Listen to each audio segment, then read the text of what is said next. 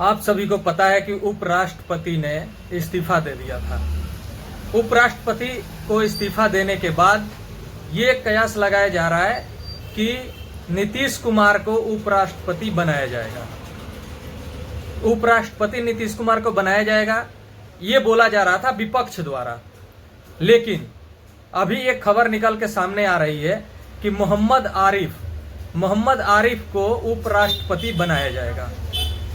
फिलहाल में बिहार के मोहम्मद आरिफ और बिहार में विधानसभा चुनाव भी है।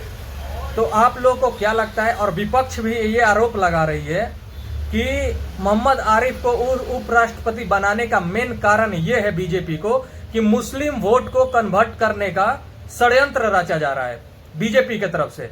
मैं आपको बता दूं कि बिहार में 15% मुस्लिम आबादी है।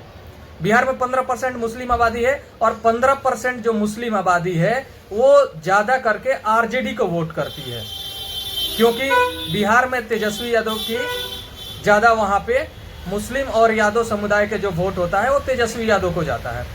तो विपक्ष का कहना यह है कि आरिफ को उपराष्ट्रपति बनाने का मेन कारण है कि मुस्लिम वोट अपने तरफ बीजेपी खींचना चाहती है। तो आप लोग को क्या लगता है, अगर मोहम्मद आरिफ को बीजेपी उपराष्ट्रपति बनाती है तो क्या मुस्लिम समुदाय के लोग बीजेपी को वोट देंगे बिहार विधानसभा चुनाव में? क्योंकि बिहार विधानसभा चुनाव में जेडीयू के साथ गठबंधन है बीजेपी का।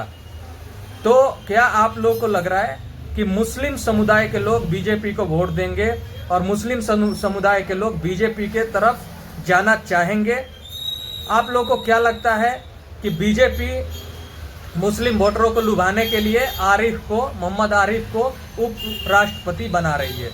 इस वीडियो को ज़्यादा से ज़्यादा शेयर करें और कमेंट करके बताएं कि क्या मोहम्मद आरिफ को उपराष्ट्रपति बनना चाहिए या नहीं बनना चाहिए।